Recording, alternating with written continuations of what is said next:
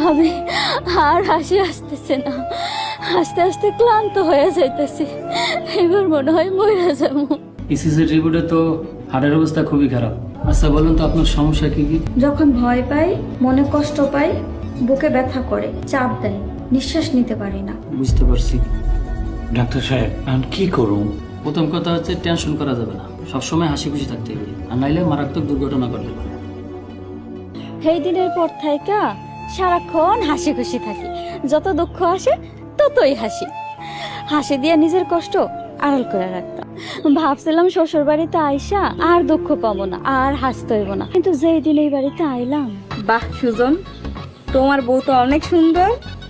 ভাবি মিতু কই? মিতু বাসর ঘর সাজাইতেছে। সুজন, তোর শ্বশুর বাড়ি থেকে ফার্নিচার টার্নিচার কিছু দেয় নাই? কি রে, কত কষ্টাকে? না আম্মা, কিছু দেয় না।